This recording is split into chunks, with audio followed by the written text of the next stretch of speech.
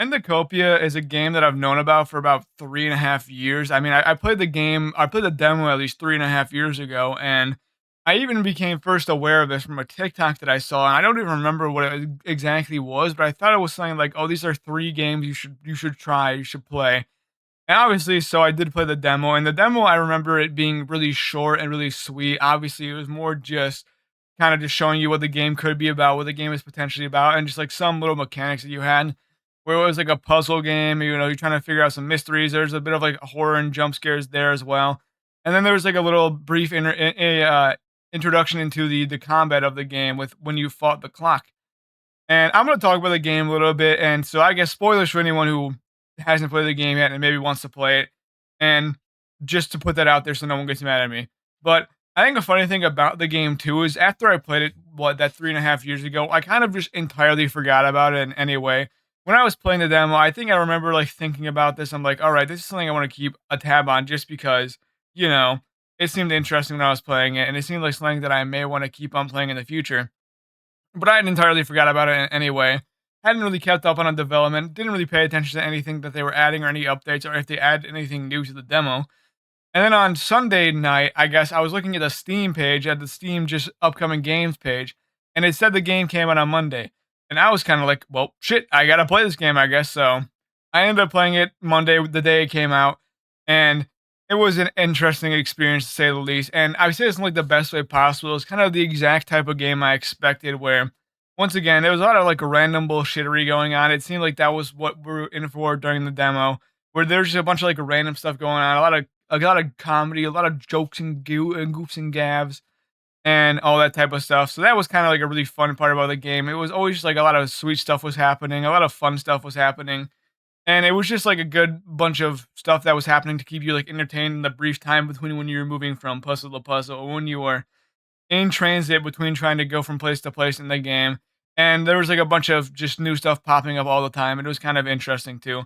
And so I thought that was fun. And it's not like the comedy was just like absolutely terrible and forced or anything like that. A lot of what like the funny stuff that you interacted with was kind of entirely optional. It was just like you clicking a random picture in the background, you clicking a random NPC that appeared randomly. And so a lot of the time it was straight up just, completely optional comedy. It wasn't like forcing little jokes down your throat the entire time. And so that was kind of good. It wasn't just kind of memeing the entire time to make it just seem like it was the most unserious game of all time. And yet, even then, there were a lot of like really unserious and funny things. I remember like a lot of the death screens are also kind of like the funny things. The train one where if you die on the train, it kind of just like flies off you. A very famous one that I've seen a lot of people laugh at is the computer boss fight scene that kind of looks like Toriel from Undertale, where if you lose to that fight and the computer, then the computer just like flies off the desk and kills you. And I thought that was kind of funny as well. So even then, like even when you die, it's not like you're getting mad or anything. Not like you're getting unhappy, because once again, you kind of just like see these funny little death screens, and it's kind of like, oh, okay, this is just a little shit post of a game that we're playing. I guess that's I don't know if that's like a demeaning way to describe it, but it seemed like a lot of stuff was like random and goofy. And I will say though, when I was playing the game, and I looked at the achievements afterwards, I guess I didn't really get a lot of the fights because it said you could fight like 15 people. And I think the only non-forced fight that I fought was the cat boss that was in the misery town. It was like the cat wizard on top of the tower. And I fought that guy in accident. So I'm assuming I missed a good amount of fights in the game for my first playthrough because I only fought like what was I thought was actually required. I fought what was it? The clock, I fought the trapezist, the cat, the chameleon, the AI, the Henry, and then I think that was kind of all that I fought. I don't really think I remember fighting anything else that was like, you know, optional. And I feel like maybe that was just my fault for not exploring, even though I did feel like I explored it pretty extensively. And maybe there's just like specific interactions that I missed, or specific like dialogue options that I missed that made it so I would have eventually gotten into a fight. And so that was maybe my fault, but at the same time, I feel like I did a pretty damn good job at looking at everything. So maybe I just missed some secret things that it takes an actual brain to look at, instead of just wandering around like an idiot like I did most of the time.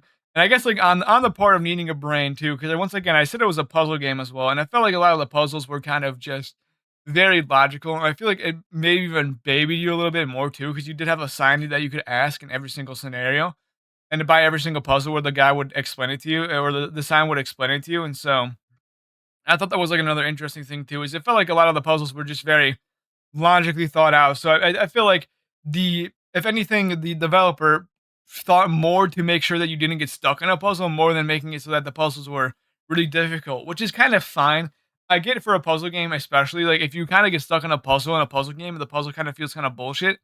The entire fundamental idea of the game is kind of just ruined because once again, you can't really get through the game if you can't solve the puzzle. So I guess it makes sense for them to err on the side of caution when it comes to the difficulty of the puzzles and like how much they're walking you through the game when it comes to the puzzles. Because once again, if you get stuck, the game kind of just doesn't exist anymore for you because you can't really progress any further.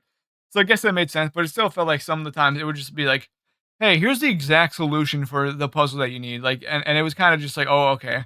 I guess I don't need to think a little bit, and I just gotta logically think in my brain where the puzzle where it's like the exact solution of the puzzle is." And that was kind of like a little issue that I had with the game was that obviously I felt like sometimes it just told me the answer to the puzzle, and I was like, "Well, fuck, I guess I just know how to do it now." And so yeah, that was I guess my biggest critique of the game. It's just the puzzle sometimes felt really stupid with what they would tell you about it. And so yeah, that was a big thing. I think like overall though, the game was pretty fun. It was pretty enjoyable. I only got one of the three endings. I know there's two more, and so maybe one of the two endings extends the game a lot longer because once again, I said I could go back and play it a little bit more, and just see anything that I missed, and obviously the 15 fights that I missed. And also looking at the achievements, I guess there's a way to what is it? Defeats or like get through the game without beating specific bosses. So that's another thing too. I have to I guess look at as well, look into how to do because once again, I didn't do it that way. And maybe that's a way you can get to a different ending. I am not 100% sure because I have no idea because I haven't done it. And I haven't even really seen too many people playing about the game. I've seen some creators look into the game and play it, but it's not like the most played game of all time. And I hope more people play it because once again, it is a very pretty interesting and fun game to play. At least, maybe if puzzle games aren't the type of game for you, at least maybe enjoy the funness of it, just the art style, all the creativity when it comes to just the characters and stuff like that, and just little interactions that you have. And also, there are a few jump scares as well, and one of them got me really fucking bad, and I was really unhappy with the game for jump scaring me like that. So that's also maybe another critique that I had is that it jump scared me, and that's a fundamentally evil thing to do. Anyway, that's kind of all I want to talk about for today. So if you really want to try out the game, you should. But that's it. Thank you for watching. Goodbye.